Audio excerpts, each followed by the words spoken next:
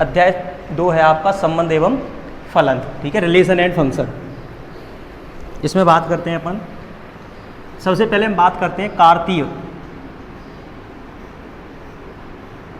गुणन की। सबसे पहले ये कार्तीय गुणन क्या होता है, जैसे ए और बी, ए और बी दो अरिक्त समुच्चय हैं हमारे, है ना, अरिक्त समुच्चय हैं। अरिक्त मतलब इनमें कोई ना कोई एलिमेंट है, ऐसा नहीं है कि ए में कोई एलिमेंट ना हो, बी में कोई एलिमेंट ना हो। ए और बी हमारे दो क्या है, अरिक्त समुच्चय हैं। तो ठीक है, तो ए क्रॉस बी कार्तीय गुणन कहलाता है ना।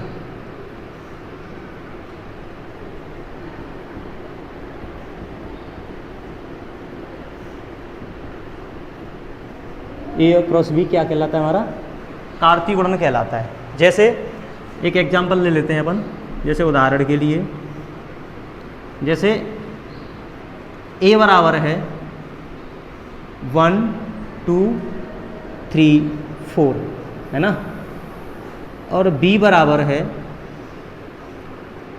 4 5 6 7, ठीक है।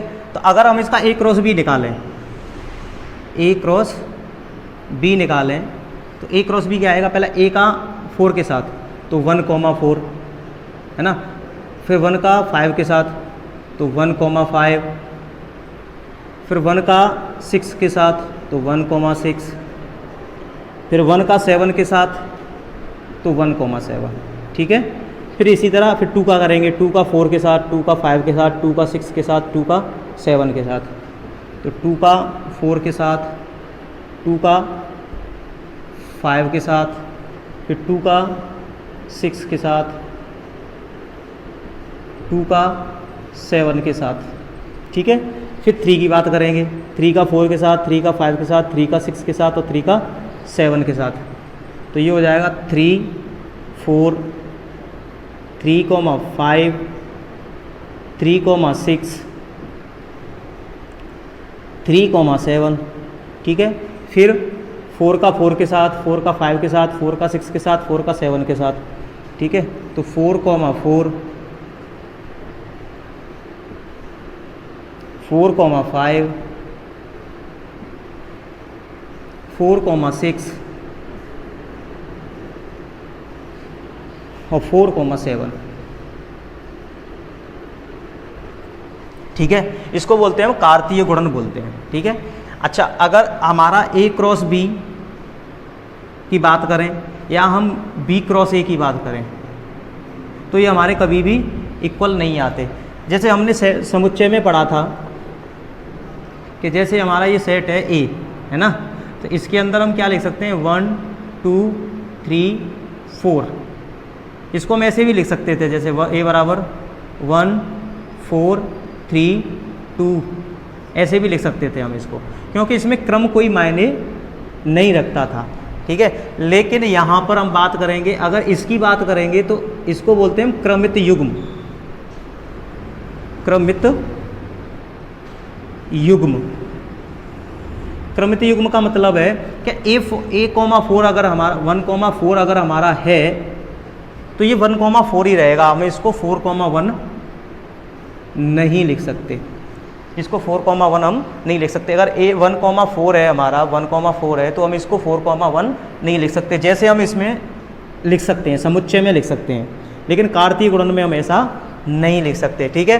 अच्छा, इनका जो क्रम में रहना ही क्या कहलाता है, हमारा क्रमित युग्म कहलाता है ना। अच्छा, अब रही बात, ये तो क्रमित युग्म है, ठीक है।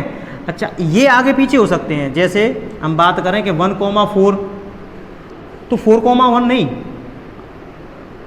इसको 1,5 पहले लिख सकते हैं और 1,4 बाद में लिख सकते हैं। इनको हम आगे पीछे कर सकते हैं, क्योंकि ए क्रॉस बी क्या हो गया, फिर से एक, जैसे ए क्रॉस बी इक्वल टू सी मान लें, ठीक है, तो ए क्रॉस बी इक्वल टू सी मान लेंगे, तो सी इक्वल टू ये हो गया, तो ये एक एलिमेंट अगर मान की बात करोगे आप, एक अवयव मान के बात करोगे, तो एक अवयव ये है, एक अलग अवयव है, ये अलग अवयव है, ये एक अलग अवयव है, इन सब अवयवों की बात करेंगे तो ये एक सेट हो जाएगा। और सेट में हम इनको क्या कर सकते हैं, बदल करके लिख सकते हैं। यानी कि 1,4 और 4,1 तो नहीं ले सकते, लेकिन 1,5 को पहले ले सकते हैं और 1,4 को हम बाद में लिख सकते हैं। इतना समझ में आ गया। अब जैसे ए था हमारा, क्या था, 1 2 3 4 था, और बी था हमारा 4 5 6 7 था। बी क्या था हमारा, 4 5 6 7 था। अब बात करें, अगर हम बात करेंगे, यहाँ पढ़ेंगे हम संबंध एवं फलन की, है ना। तो अब बात करें हम संबंध की, तो यहाँ संबंध का मतलब यही है, जिस संबंध की बात करें तो संबंध का मतलब यही संबंध है, मतलब जैसे एक पिता का पुत्र के साथ होता है ना। जैसे राम का किसके साथ था, लक्ष्मण के साथ था, है ना। राम का लक्ष्मण के साथ किसका संबंध था, भाई भाई का संबंध था, है ना, दोनों भाई थे, है ना। फिर राम का सीता के साथ था, है ना। तो यहाँ पति पत्नी का संबंध था, यहाँ पर किसका संबंध था, पति पत्नी का संबंध था, ठीक है। अच्छा, राम का सीता के साथ पति पत्नी का संबंध था, लेकिन सीता और राम का संबंध कभी पति पत्नी का नहीं हो सकता, है ना। तो ये पत्नी और पति का संबंध हो जाएगा। तो यहाँ पर रिलेशन क्या हो रहा है, चेंज हो रहा है, ठीक है। अच्छा, अब बात करें वही राम और दशरथ की बात करें, तो राम क्या था, पुत्र था, और दशरथ क्या था, पिता था, ठीक है। तो ये जो रिलेशन है ना, वही के वही रिलेशन पढ़ेंगे हम यहाँ पर मैथमेटिक्स में, लेकिन यहाँ पर मैथमेटिक्स की कंडीशन होंगी और यहाँ पर अपने रिलेशन की संबंध थी। जैसे हमारा दूसरे के साथ भाई का संबंध है, या फिर बहन का संबंध है, या फिर पिता का संबंध है। यहाँ पर बात करेंगे हम संबंध की, तो वो किस तरीके से करेंगे, जैसे इस अवयव का संबंध, है ना, इस अवयव का संबंध इस अवयव के साथ किस तरीके से है ना, या फिर इसका संबंध इससे किस तरीके से है ना, इसका संबंध इसके साथ किस तरीके से है। यहाँ हम इन संबंधों की बात करेंगे, इन दोनों के बीच में कोई ना कोई क्या होगा, संबंध होगा। तो इसके बारे में बात करेंगे हम संबंध में, ठीक है। अच्छा, अब ये जो हमने कार्तीय गुणन निकाला था, इस कार्तीय गुणन में कितने संबंध हो सकते हैं वो सुनो। हम सबसे पहले सेट में पढ़े थे कि इसमें कितने एलिमेंट हैं, नंबर ऑफ एलिमेंट्स, अवयवों की संख्या कितनी है, 4 है ना। और इसमें नंबरों की संख्या कितनी है, नंबरों की संख्या कितनी है, इसमें भी 4 है, ठीक है। तो अगर हम इसका A क्रॉस B निकालेंगे, है ना, तो कितना निकल के आएगा, 16 निकल के आएंगे, ये 16 निकल के आएंगे। लेकिन हम बात करें संबंध की, तो संबंध कितने निकल के आएंगे पता है, 2 की power number of A into number of B। A को हम PB कह सकते हैं और B को हम Q कह सकते हैं। बहुत से टीचर N कह सकते हैं इसको, और इसको M कह सकते हैं। तो इसको हम कह सकते हैं 2 की पावर P इंटू Q या 2 की पावर M इंटू N, ठीक है। तो कहने का मतलब अगर हम A क्रॉस B निकाला और A क्रॉस B के अंदर ये जो कार्तीय युग्म पड़े हुए हैं, इन दोनों में जो संबंध होगा वो कितना हो जाएगा, 2 की पावर M इंटू N। तो 2 इंटू M बराबर कितना था हमारा, 4 है, और N बराबर भी कितना है हमारा, 4 है। तो 2 की पावर 16 है ना। इतने संबंध बन सकते हैं इसके अंदर, इतने A क्रॉस B के अंदर अगर संबंधों की बात करें तो कितने संबंध बन सकते हैं, 2 की पावर 16 संबंध बन सकते हैं इसमें।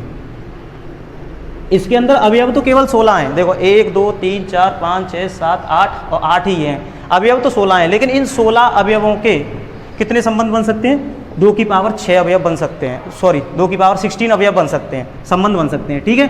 अब बात करते हैं हम, ये संबंध क्या होता है। संबंध यहाँ पे पढ़ लिया था, ये राम का लक्ष्मण के साथ। इसी प्रकार इनके बीच में भी कुछ ना कुछ संबंध होता है। जैसे A, B belongs to R, R मतलब यहाँ पर संबंध है ना। A, B belongs to R, है ना।